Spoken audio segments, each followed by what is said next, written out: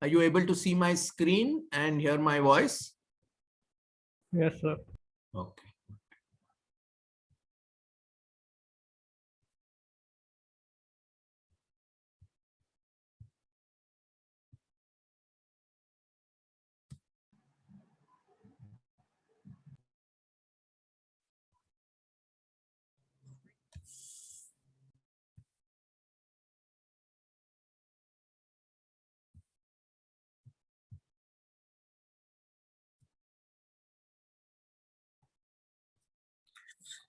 Okay, we can start.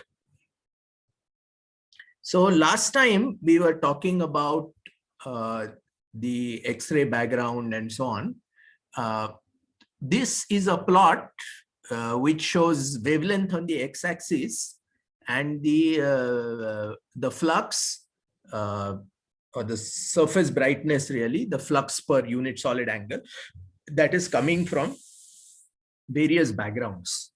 And it goes all the way from the cosmic gamma ray background on the left hand side, CGB, to the cosmic radio background at the other end. Let me start.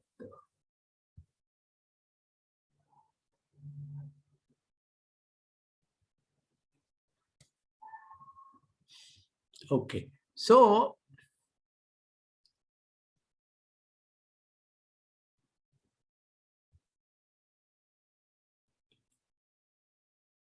sorry, just give me a second. Trying to.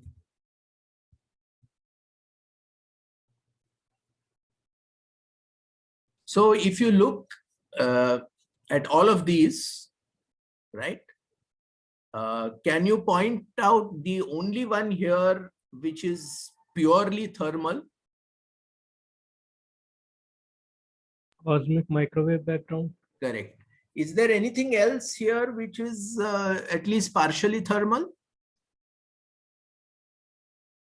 Cosmic infrared background. Yes, that is also partially thermal, that because that is coming from dust, right? Cosmic microwave background is, of course, the photons from the last scattering surface. What about this UV and optical background?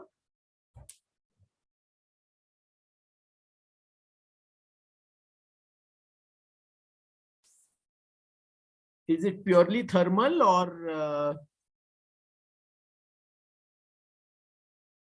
or not?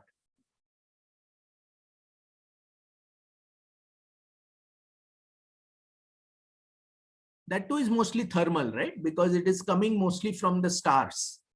And stars we know are black bodies. Of course, they're not all at the same temperature. So it's not a single Planck function. It is a superposition of many different Planck functions. So that too is also mostly thermal, but it is not a single temperature power law, single temperature Planck function like the cosmic microwave background. Neither of these two, because the dust also is at different temperatures. So it's a black body. It's a sum of many black bodies at different temperatures and so on. Okay. What about these other three? Cosmic X-ray background. This we talked about the last time. So what did we attribute that to?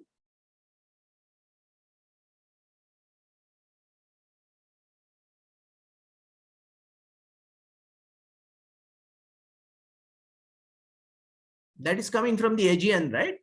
We saw that in the last lecture, that by doing deep surveys and finding doing deep X-ray and optical surveys, finding the optical counterparts of very faint X-ray sources, you find that invariably they are all AGN, right?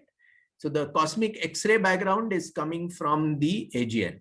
What about the cosmic gamma ray background? That we have not covered, so I'll tell you what it comes from. A large fraction of it comes from AGN, just like cosmic X-rays, but there is still room for other more exotic phenomena. For example, matter antimatter annihilation, and that can generate gamma ray photons and so on. So there is some room still for that, but the X-ray background is almost entirely due to AGN. So if you look at the X-ray sky outside of the plane of our galaxy, then it is invariably AGN. There are a few nearby galaxies where you see X-ray binaries in the hard X-rays. But if you look at it in the soft X-rays, those two are quite faint. And so if you look at the X-ray sky, that is really the domain of AGN, because X-ray emission can come from X-ray binaries, it can come from AGN, and it can come from hot gas in clusters. Okay, and very, very occasionally it can come from inverse Compton scattering of CMB photons, as we saw in the form of in the case of radio galaxies at high redshift. Okay, what about the cosmic radio background?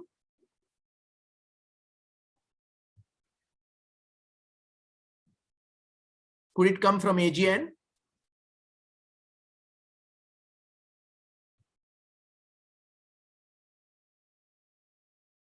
Yes, we know that many AGN have jets.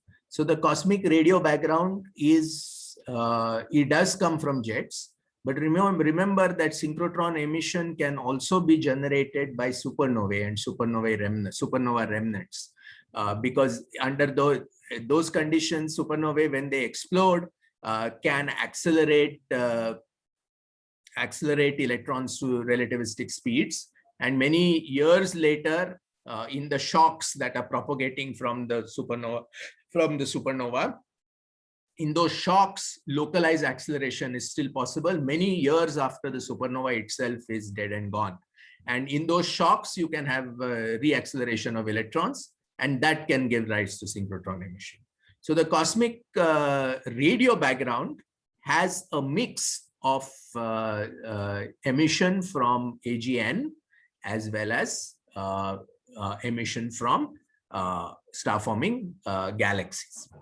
Now, if you look, so we've looked at photons so far. In one of the remaining two lectures, I will talk a little bit about cosmic rays, right? And you know that these particles in these jets are accelerated to very, very high relativistic speeds. The question is, can they reach us on Earth, and can we detect them? So the answer to both of those questions is yes, and we'll talk a little bit more in detail. And when these cosmic ray particles, they hit the Earth's atmosphere, they immediately decay and create showers. So either gamma ray photons or high energy cosmic rays can lead to cascading showers of cosmic rays, and they're very high. And if they're very high energy, they can create Cherenkov radiation, which can be detected in the form of flashes of light, which lasts a few seconds. So we'll look at those in the context of the gamma ray astronomy and high energy cosmic ray astrophysics. But the thing to remember there is that the energy of the highest detected cosmic rays is about a few times 10 raised to 20 electron volts. This is an extremely large number, right? Remember, X-ray would be 10 kilo electron volt. That's the total energy of an X-ray photon. And these are cosmic rays with energy of 10 raised to 20 electron volts, ultra relativistic.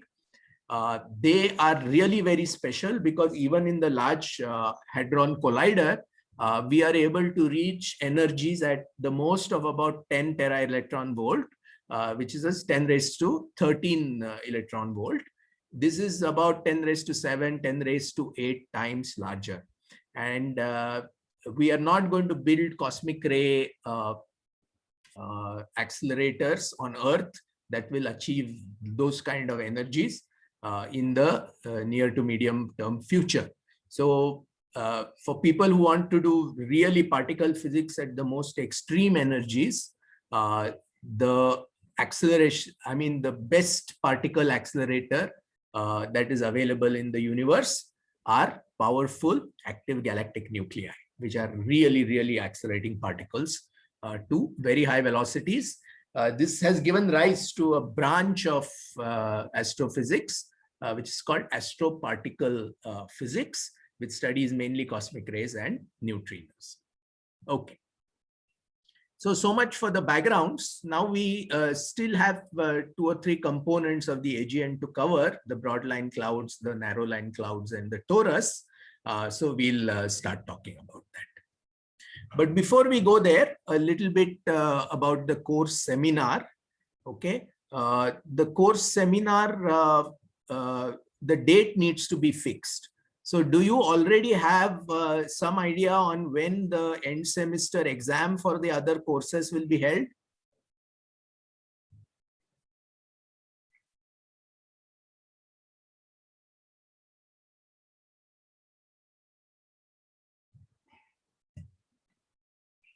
Do you know whether you have end sem exams? That you probably do, right, for the other 2 courses? Yes, sir. Yeah. So Manish, can you just do one thing? You just send me a mail with when these exams are scheduled, and then I will propose some dates. By the way, did you guys get an email from me, I think on last Friday night? Yes, sir. Yes, sir. You got it, right? Where good. So I've created a mailing list and I'm able to communicate with you. Okay. So so the action item for you guys is to email me your choice of paper on or before Friday, 4th June. So just read through the abstracts, find something that looks interesting to you, and send me an email. If there is a clash wherein multiple people want to talk about the same paper, what I typically do is I suggest some more papers as alternatives in the same broad area, so that everybody can be accommodated. A little bit more about what the seminar should have. You will have totally 20 minutes, which includes 17 minutes to speak and 3 minutes for questions. And you have, as I told you, 30 marks are reserved for this thing. So it's equivalent to a whole assignment. 15 marks will be for content, wherein I will check whether you place the talk in context. Have you really read and understood the paper that you're talking about? For a few papers, you may be required to read 1 or 2 other papers. Okay, but I will not be very, very strict on that because there is very limited time. You guys have many other things to do. So don't worry too much about reading the auxiliary paper. Auxiliary paper is only important if some basic concept is used in a paper. Let's say they use something called reverberation mapping, which we are going to encounter in a few minutes. If you just want to read the key paper on that and understand what it does, that's all right. But I don't really expect you to understand the whole field at all. But by reading the introduction, you should still be able to place the the paper into the right context. And of course, the questions that I will ask, these questions will be the main method for me to judge whether you have read and understood the paper. Presentation will have 10 marks. That's also quite important. Have you ordered the slides correctly? Okay. Is your text legible? Are your figures clearly presented? Are you moving too fast? I mean, you should practice your presentation so that you finish on time. You should not be in a situation where in order to finish, you are just showing a slide for 10 seconds and moving on. Was your speech clear and confident? Okay. So the general guideline for the presentation is, if you're making a 15 or 17 minute presentation, let's say 17-minute presentation, there should be no more than 17 slides. And 17 is really a maximum. What I would say you should have probably is 10 to 12 slides, because then you can explain the content of each slide properly. explain what the figures are showing and what the results are and so on. So please don't try to make too many slides. If the paper is very long, and I've said this on the website as well, if the paper is very long, I expect you to just present a part of the paper, right? So you can say, you can show a slide saying that this paper talks about these many other things, which I'm not going to cover. I'm going to cover only a specific set of sections. So you can say that. So don't worry if the paper is too long, because I tried to find papers that were not too long, but some of them are. I mean, some of them are 20 pages long, which really is very hard to present in 17 minutes. Okay. Timeliness is important. You will get full marks if you finish -3 to +2 of 17 minutes. Okay, but I encourage you to use the full time.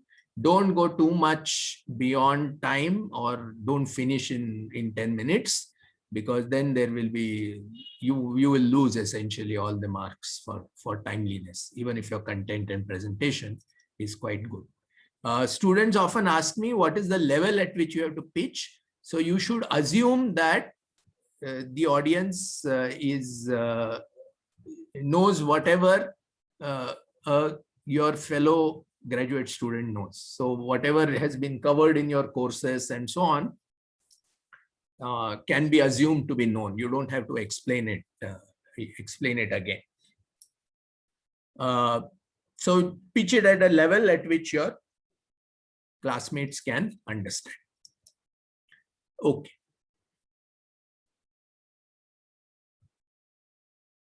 Okay, so now we'll talk about clouds, or the regions. So in the cartoon that I showed you last time for the unification, AGN unification scheme, we had pictured the clouds as distinct entities, perhaps having some random velocities. That now we know through many, many observations that this picture is quite misleading. The broadline region, as well as the narrow line region, actually probably consists of a turbulent gas with a large scale velocity field. So these are not completely random motions of these clouds, although there is some random component. There is also a systematic component, which basically is caused by the strong influx of photons from the central engine, and that leads to what are called AGN winds. Within these winds, just like in the jets, you can have regions of higher condensation, which means denser regions can form within the broadline regions. And these condensations can be then thought of as clouds in the simple cartoon, simple picture that we had presented last time. But if you want to form a mental picture, I suggest a picture of monsoon clouds in turbulent motion with a net velocity field, okay, which means that this is the southwest monsoon, it's traveling in a certain direction, the clouds move in a certain direction, and there is a continuum of clouds, but there are denser clouds and less dense clouds in this continuum, but there is always a net velocity field. Okay. So now let's talk a bit about the broadline clouds. The broadline clouds are called broadline because they have very, very high Doppler widths. Okay. And how much is the width? The width is 1,000 to 25,000 kilometers per second. Right. Now, what does one mean by the term width? What one means usually is the full width at half maximum. So let us say you have a H alpha line. It has a certain peak. If the peak is at some level, let's say 10, you go to half of the maximum to a level 5 in some arbitrary units. You go to the level 5 and measure the width of the line. And the width of the line you can express either in angstroms, but what is more commonly done and which is probably more physically useful is to express the width of the line in terms of kilometers per second. So this is what is meant by the Doppler width. One can see that the relative strength of emission lines in AGN spectra, okay, we saw, for example, in the BPT diagram, we plotted something like this. This indicates that we are in general observing a gas in photon ionization equilibrium at very, very high temperatures. These temperatures are not as high as the innermost regions of the accretion disk, where they are about 10⁵ Kelvin, but they're still quite high. Remember, the surface temperature of the sun is 6000 Kelvin. Now, what is meant by photoionization? That these clouds are ionized not by the fact that they're at a very high temperature, but they're really ionized directly by the flux of photons, high energy UV photons that is coming out of the accretion disk. One can measure the equivalent widths of emission lines instead of the Doppler width or the full width at half maximum. One can measure the equivalent width, which I showed you in one of the earlier lectures. If you measure the equivalent width, that tells you how many clouds are dense enough to be completely obscuring your view of the accretion disk. We now believe that there is a global covering factor of between 10 to 20%. So 10 to 20% of our view of the accretion disk is blocked by these broadline clouds or broadline regions. So the covering factor is not 100%. There are regions, or if you think in terms of the monsoon cloud picture, there are gaps in the clouds. So there are, you can actually see through and see the AGN directly. Remember, broadline clouds are seen only in type 1 AGN. So we are in our unified picture, we are assuming that your viewing angle is such that you can see the accretion disk directly. You have a direct line of sight to the accretion disk without being obscured by the dusty torus. So 10–20% covering factor. Abundances have been measured. This is very difficult to do correctly. But nevertheless, where it has been done, the abundances seem to be quite high. And they are at solar levels. Remember, the sun is a fairly high metallicity star. And these abundances are solar even at fairly high redshifts. And at first glance, this may seem very surprising because we know that stars, the first stars when they formed at high redshifts, they were very low metallicity stars. And when they went supernova, then the gas got metal enriched. And the next generation of stars that formed were high metallicity or higher metallicity stars. So how can we have high metallicity gas at even at high redshifts in AGN? The reason for that is that most of the high redshift AGN are sitting in the deepest part of the gravitational potential.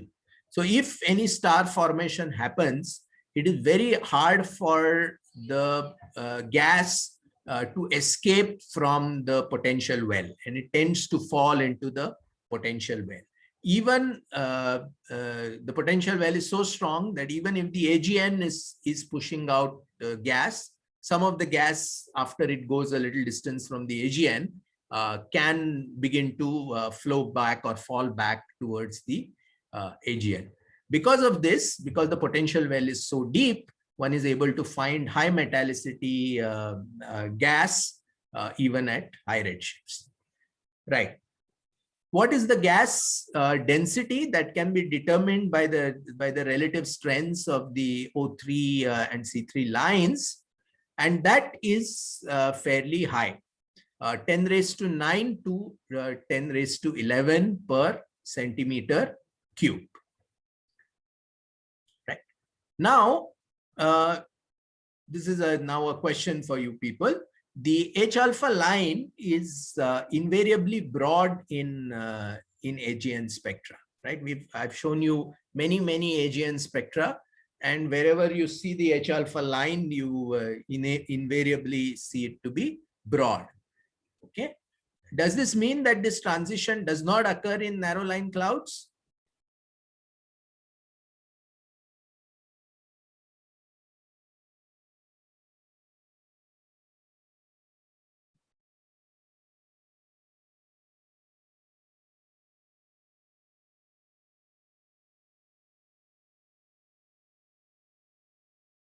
Is there any reason to expect this kind of permitted lines not to exist in narrow line clouds?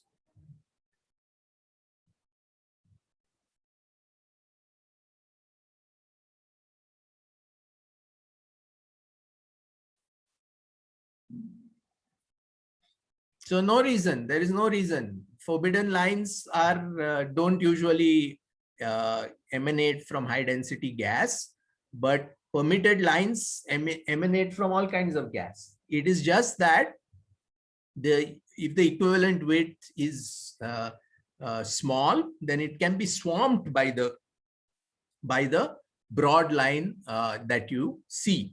And so basically you're having a narrow line, and at the same wavelength, you have the broad line component. So the broad line component basically hides the narrow line component. In general, most lines are what are called composite, which means they do have narrow line components and broad line components, but the broad line components tend to wash out the narrow lines. So narrow lines do occur both in H alpha transition, or does occur in narrow line clouds as well. Okay. So some properties, just empirical properties of broad lines, and none of these will be very surprising to us, because from what we know of the properties of the broad lines, in fact, the properties of the broad lines were derived from these empirical observations. So broad line profiles are generally non-Gaussian, right? And this immediately tells you that these are not coming from random motions. Traditionally, they've been fit with 2 or 3 Gaussian components of different widths, and also the different center line, the central wavelength for each of those components. So you could have multiple clouds. Let's say you have 2 or 3 clouds, which are 2 or 3 over densities, which are moving at different speeds. Then they will be blue shifted, red shifted, etc., by different amounts. And what you will see as the line will be a superposition of 2 or 3 Gaussians with different velocities, right? They could sometimes people put a Gaussian and a Lorentzian. Lorentzian is a profile that has very long wings. If you look at a single source, the profiles of different broad lines show diversity, and the lines of more ionized species tend to be broader, right? And this also is not unexpected, because you can have more ionized species where there is direct exposure to the accretion disk, and therefore these lines will come from regions of the broadline region which are relatively close to the AGN, and therefore they will be generally moving at higher speeds, because more energy is getting pumped into them, and therefore their lines will tend to be broader, which is again not surprising. Some lines, particularly those of high ionization like carbon-4, can show significant blue shifts. And what does that indicate? that indicate outflows, and blue shifts are not absolute blue shifts, but blue shifts with respect to the AGN rest frame. So typically the O3 line, okay, which is a somewhat less ionized species and therefore is coming from somewhat further away, is taken as the rest frame of the AGN. So relative to the O3 line, the carbon line is carbon 4 line can be blue shifted, indicating that the region that is emitting the carbon 4 is moving outwards or moving towards us. Right. Now we come to a short detour into a technique known as reverberation mapping. So if you take the BLR, the broadline region, the heating and ionization of the gas there is caused by the central engine, the central continuum source of the AGN, basically the accretion disk. Since the UV radiation of the AGN varies with time, remember, accretion rate is not constant. It can happen, something falls in, and suddenly the brightness of the accretion disk increases by 10%, let's say. And what will happen when that happens? We expect the photon flux onto the BLRs also to increase, and therefore one expects the BLR to be heated up again, right? And what will that cause? That will lead to an increased line flux from the BLR. The reverse can also happen. The flux, the continuum flux from the accretion disk can decrease. If it decreases, that will lead to a lower line flux. But one must remember that the change in continuum flux and the change in line flux, there will be a time delay between the two. The source, of course, is the accretion disk, the ionizing continuum. That if it changes at time t, then at some time t plus delta t, there will be a change in the line strengths of the broadline region. So typically the H beta line is used to measure the strength of the H beta line is used to quantify the variation of the broadline region, right? Now, if the region is at a distance r from the accretion disk, the delta t will be r by c. This technique is called reverberation mapping. Reverberation means the kind of an echo or something like that. So what we are doing is we are making a change in the central engine and waiting for some time to see a change in the broadline region in the form of its line output. So why is reverberation mapping very difficult to do? Sir, is it because of uncertainty in our hands, uncertainty in delta t? Yes, correct, right? So you don't know what delta t to expect. Will it be 1 day? Will it be 10 days? Will it be 100 days? No idea, right?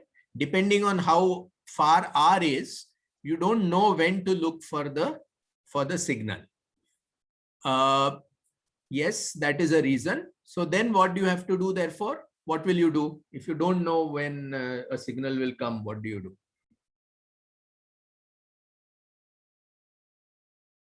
You observe continuously, right? That's the only choice you have, which is, I don't know when the flux will change, right?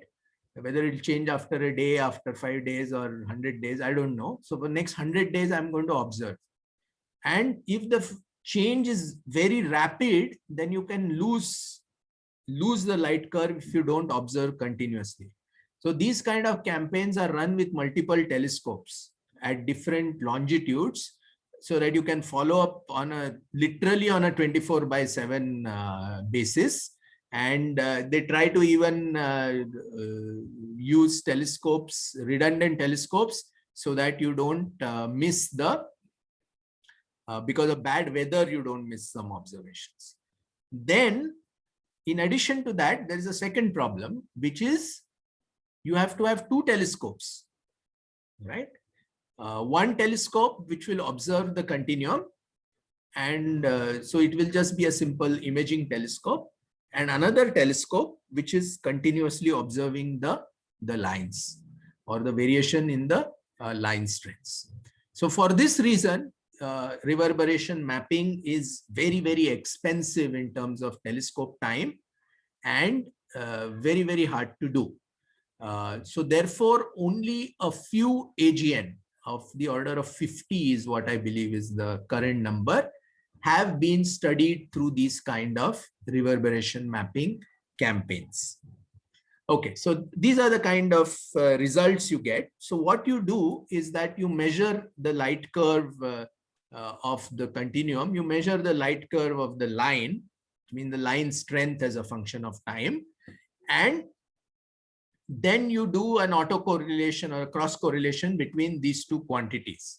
And where that correlation peaks is that gives you the delay. So you sort of just run a convolution kernel across the data and you will get the delay. So what is shown here, so this particular curve is the continuum variation of a particular AGN, and that the peak has been taken to 0 days. Now that same curve is shown over here. Now you can see that the Lyman alpha is delayed by a little bit, okay, maybe 5 days, 10 days, something like that.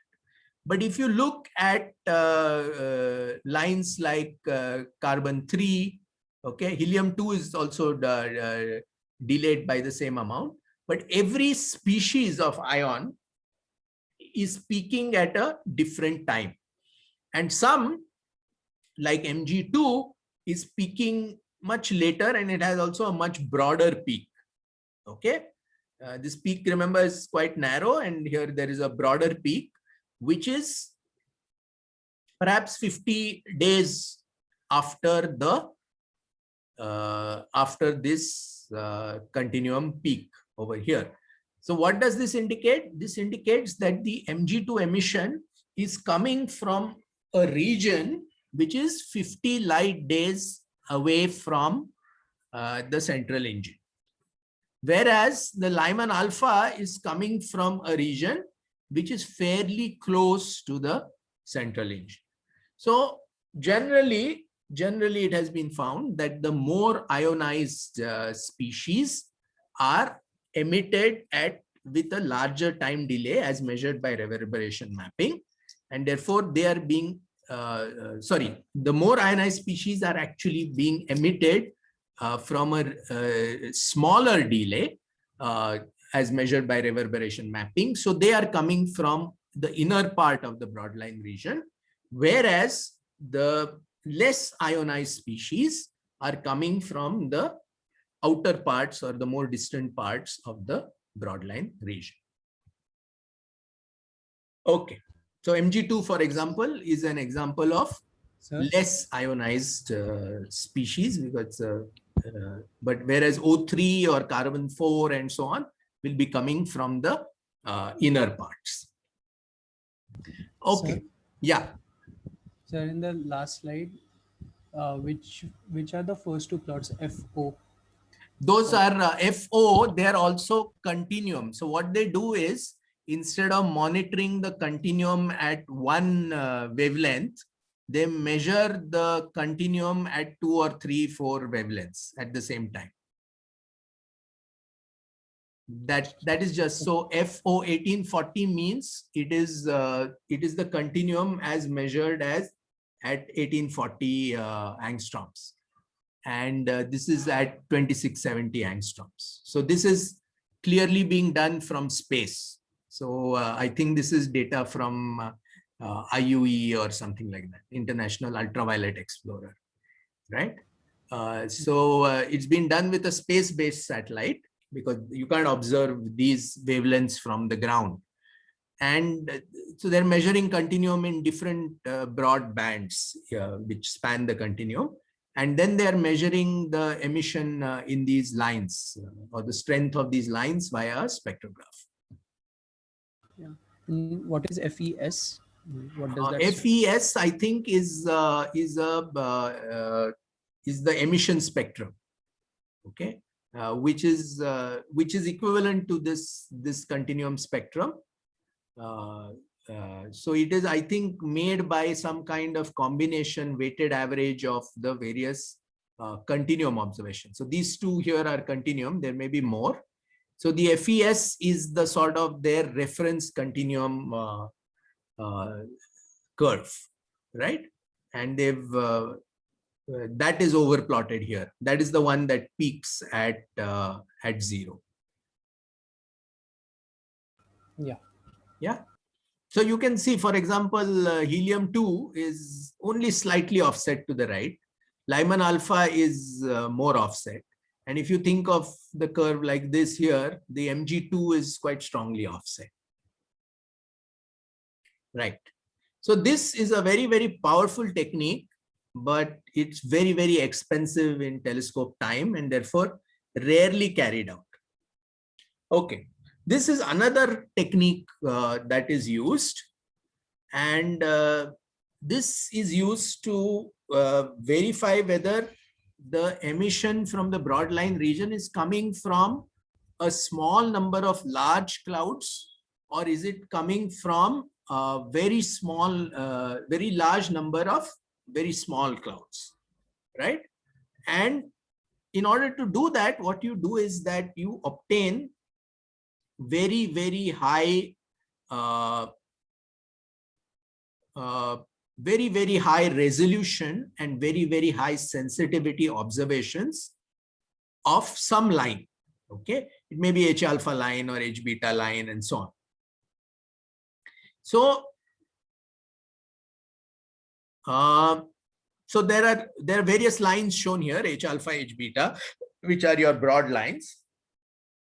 And then what is also shown is 49595007, very, very commonly seen oxygen lines, O3 lines. These are close to each other and very, very commonly seen in AGN. And what you try to measure in each of these lines is to see at very high resolution whether you see a sort of noisy structure in their light profile. So now, supposing you had 10 clouds, each one having a slightly different velocity relative to the reference velocity, then what would you do? This would be essentially a peak of 10, this would be a summation of 10 different profiles. And if these were 10 different profiles, then you would see a kink corresponding to each peak, right, of the profile at different speeds. From each of those 10 clouds, you'll see 10 different profiles. The profile will get broadened, and at this resolution, not only will it be broadened, but it will show microstructure.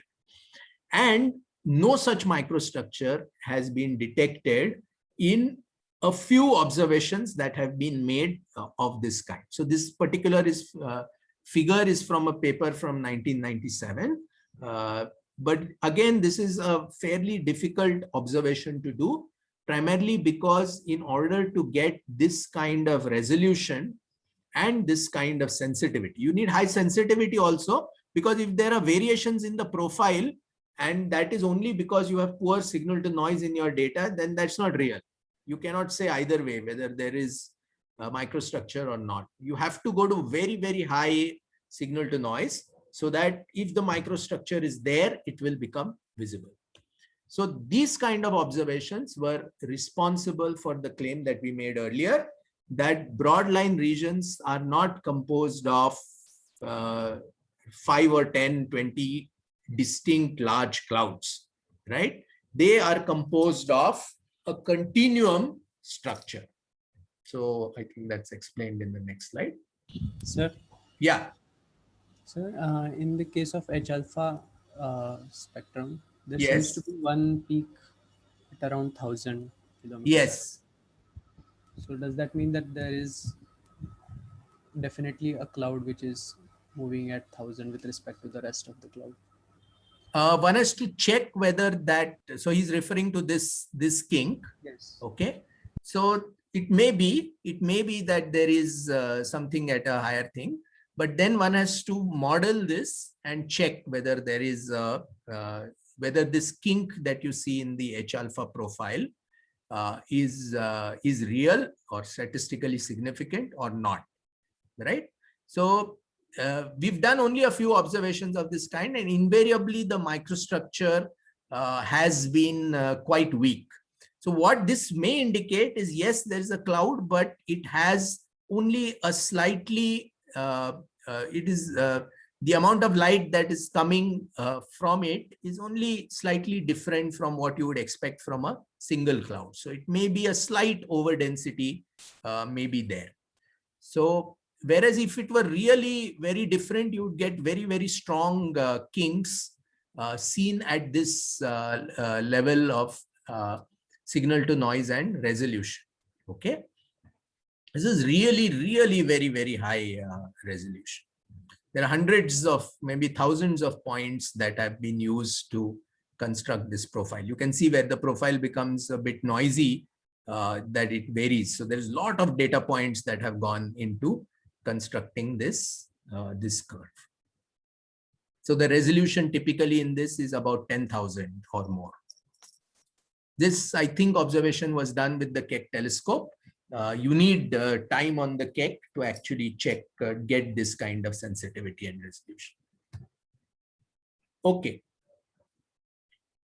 But if you model the profiles in detail, it doesn't tell you very, very clearly or unambiguously how the BLR gas is moving, right? Is there infall? Is there outflow? Is there orbital motion? From the data that we've measured so far, we are not sure. And unlike, as we shall see about the narrow line clouds, we know a lot more about the narrow line clouds than we know about the broadline clouds, because the broadline clouds have very, very complex structure. Unlike the accretion disk, they're moving at very high speeds.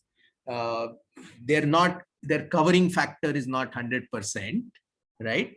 So their temperatures vary quite a lot. They are in turbulent motion.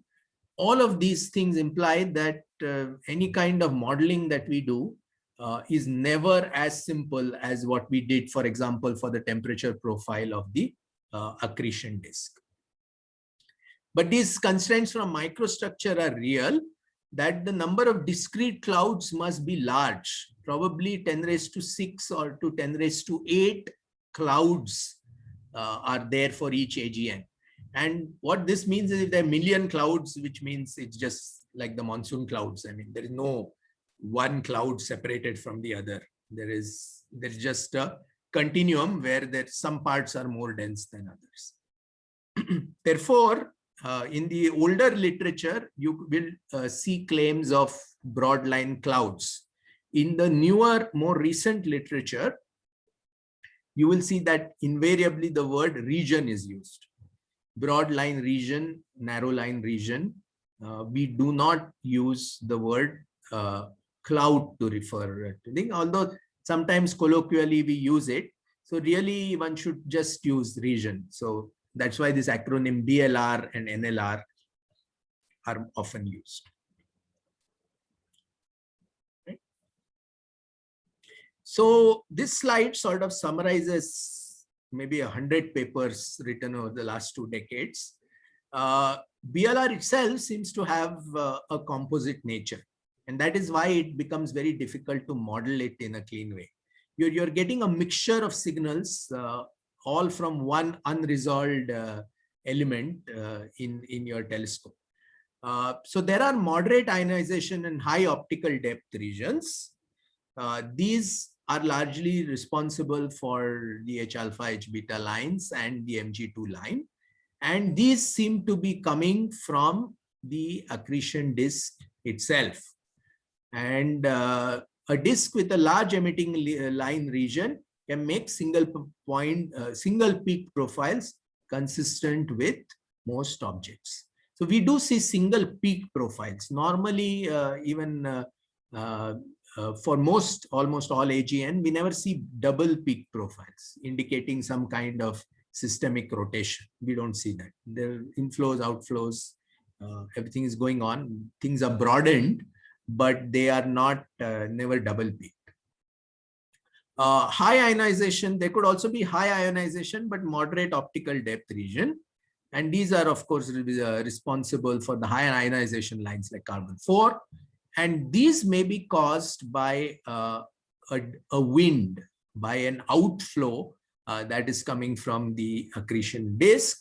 And this helps explain the blue shifts that we see in some AGN for their high ionization lines, and also blueward line asymmetries. So there are line asymmetries which indicate that there is a preferential blue shift instead of a preferential red shift.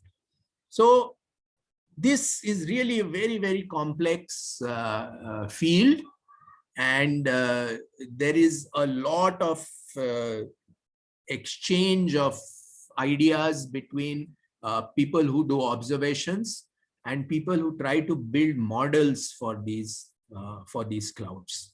So again, I mentioned this code called Cloudy.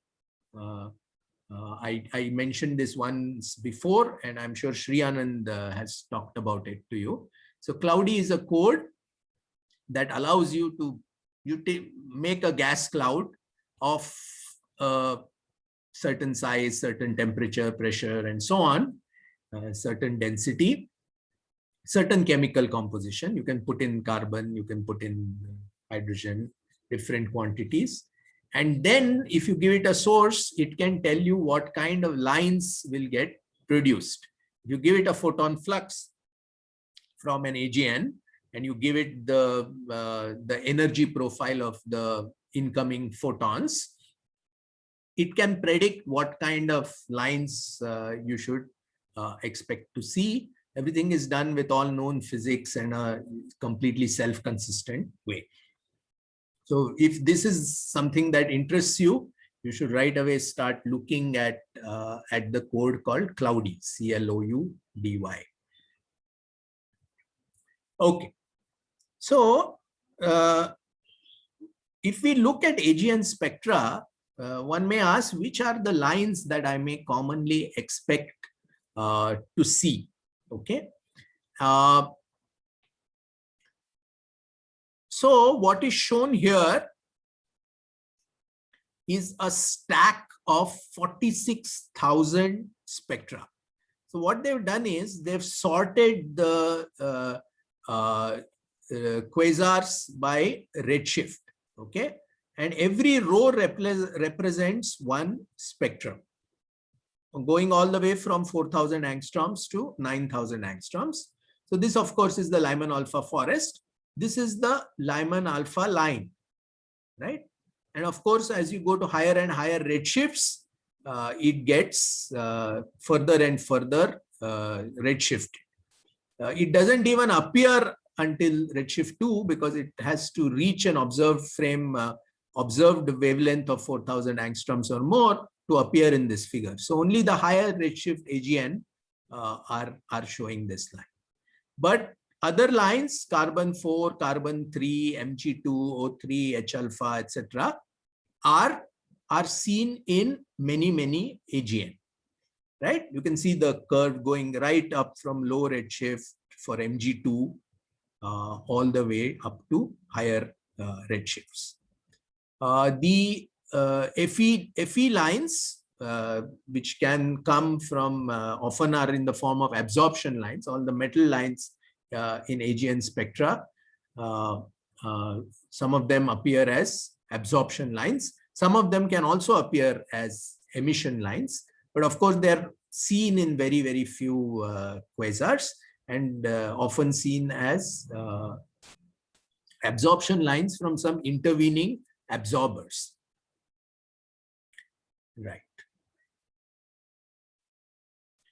Okay. So let us now begin to talk about narrow line clouds.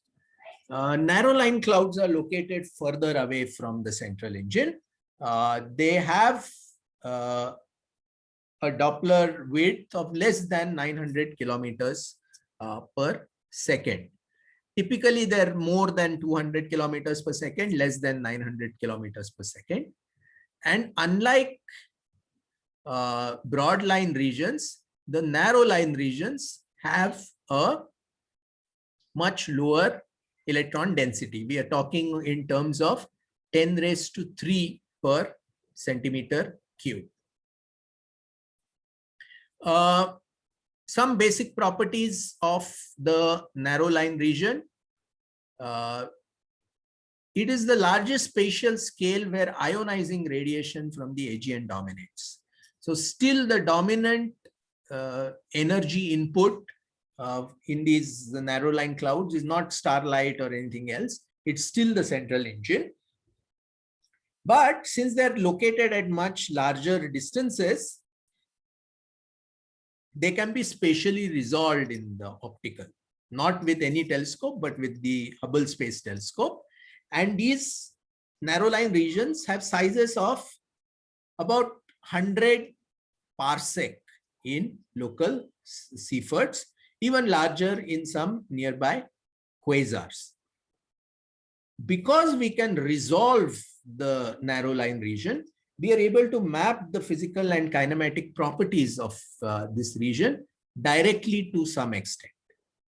NLR is not spherically symmetric.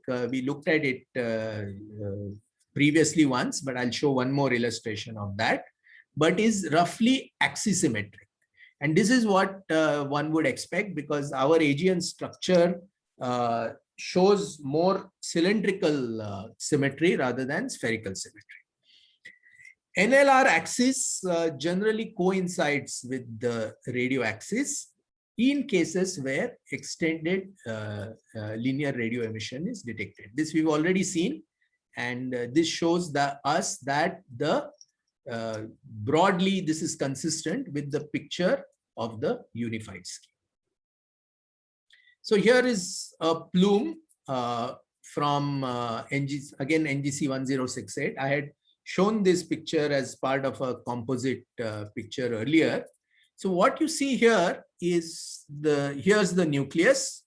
Okay, the view of the nucleus is blocked by the obscuring torus, but we can see a sort of conical shaped emission which is emanating from the central engine, which is hidden. Remember, this is a Seyfert 2 galaxy. Therefore, your view of the central engine is hidden. You're only going to see narrow lines in the spectrum. And this is the narrow line plume. And it is about 200 parsecs long, which is pretty large. And this was constructed by combining a broadband image in the U band and a narrowband image in the O3 line. And what is readily obvious to you is this kind of picture that we had painted for the BLR also holds good for the NLR, that although there are gaps in the NLR, there are regions where the NLR is clearly much less dense than others. Okay, perhaps here it's very dense, but there aren't 10 different distinct clouds here. There are many. It's like a continuum of clouds which are feeling the energy from the nucleus.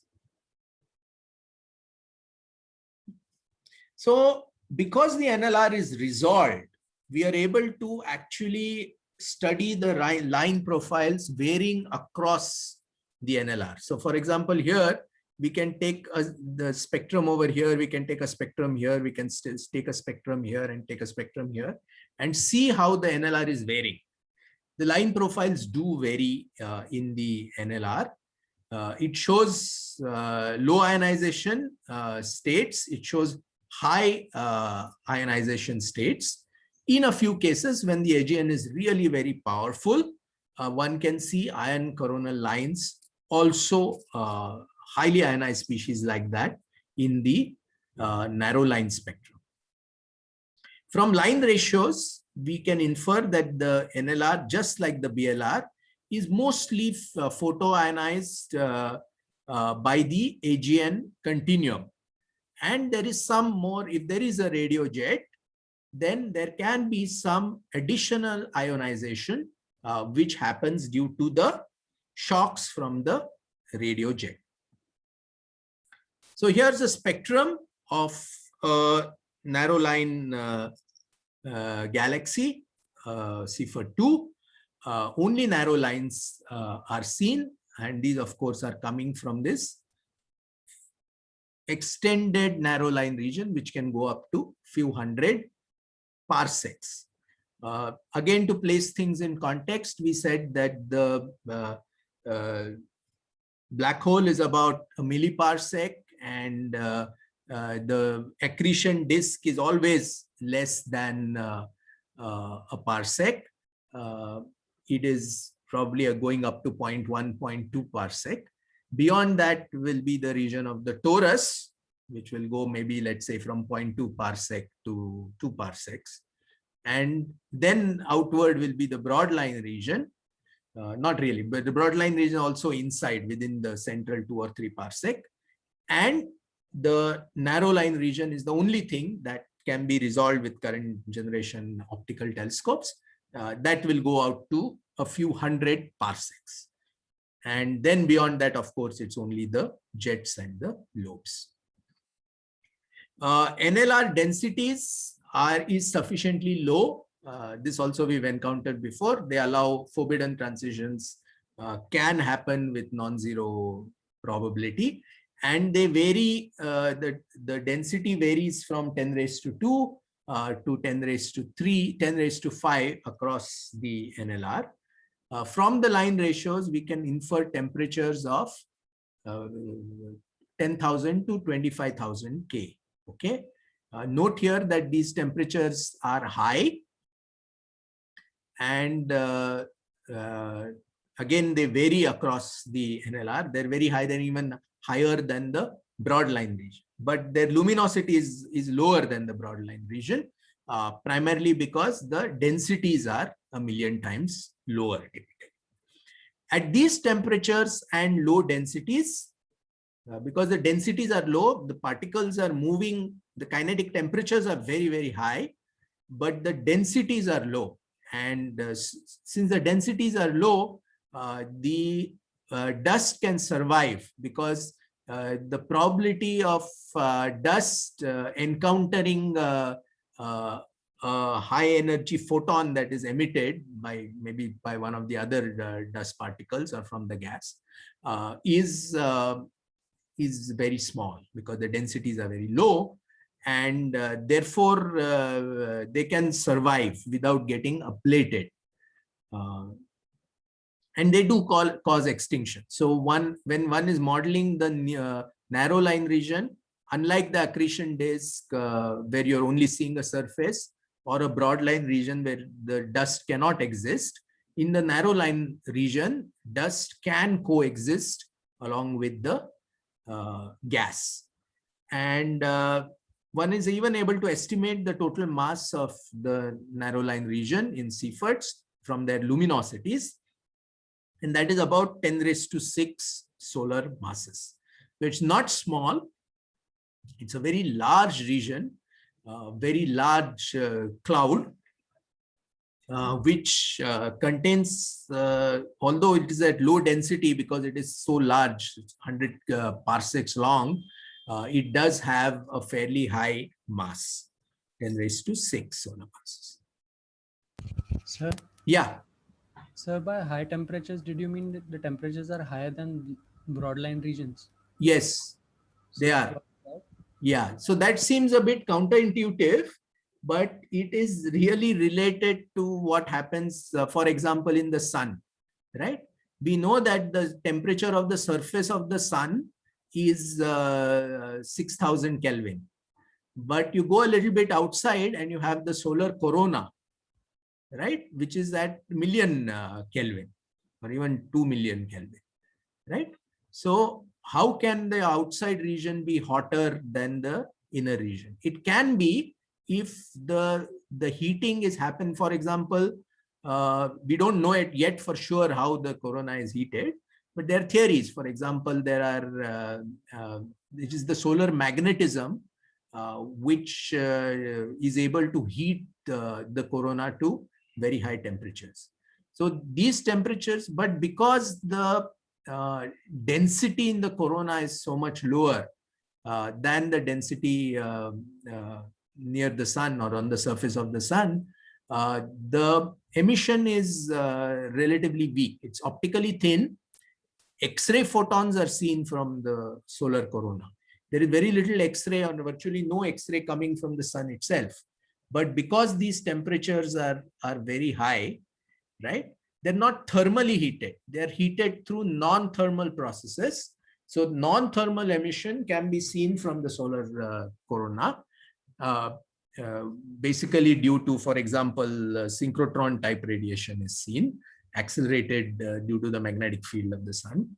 So this is just like that. So there must be a role of the magnetic field in allowing for this. There is some kind of acceleration that's happening, okay, that is raising the kinetic temperatures. So that's the broad picture. So yes, these temperatures in the NLRs are higher than in the BLRs, which are in turn lower than the accretion disk. So accretion disk is the hottest, then probably the NLRs, and then the BLRs. Of course, there's a range, and this range is given 10,000 to 25,000. 25,000 Kelvin is not found in all NLRs, and there is a temperature gradient in NLRs and so on. Yeah, so the last slide that I have for the day. So what are the insights that we get from studying the NLR? It's more like a summary slide. These line peaks provide useful systematic redshifts for AGN, because unlike the broadline clouds, which are moving around at very high speeds, and the broadlines, the accretion disk continuum may or may not be seen clearly, the narrow line is sufficiently far away that their velocities are sufficiently small that they can be used to measure the redshift of the AGN. They are useful spectral calibrator because unlike the NLR, unlike the BLR, the NLR lines should not vary on short time scales, right? Because if you calculate the reverberation mapping distance scale, it will for 100 parsec, which means that's 300 light years, right? So every 300 years, there may be a fluctuation, but not otherwise. They're useful as a bolometer for inferring the total AGN power, right? Especially for non-radio AGN, this can be a very useful indicator. And their dynamics can actually be measured because they're resolved and they're large. That can tell what kind of outflows happen from AGN, how is AGN fueling happening, and so on. And their anisotropic illumination provides clues about AGN geometry and orientation. It tells us basically whether your unified scheme is broadly correct geometry wise or not. Okay, so I'll stop. If there are any questions, I'll take them now.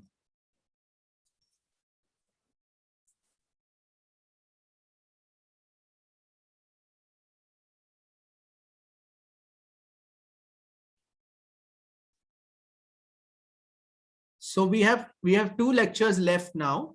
I still have to cover a bit of gamma ray astronomy of AGNs, as well as the properties of the torus, which will take us a little bit into infrared observations of AGN. And then in the last lecture, I'll just focus on sort of new strange ideas and as well as new areas of discovery, which are very promising in the years to come. So I want to give a sort of more futuristic. So far, we have focused on what we have learned in the last 30 years. In the last lecture, we'll focus a little bit on what we expect to learn in the next 10 years or so.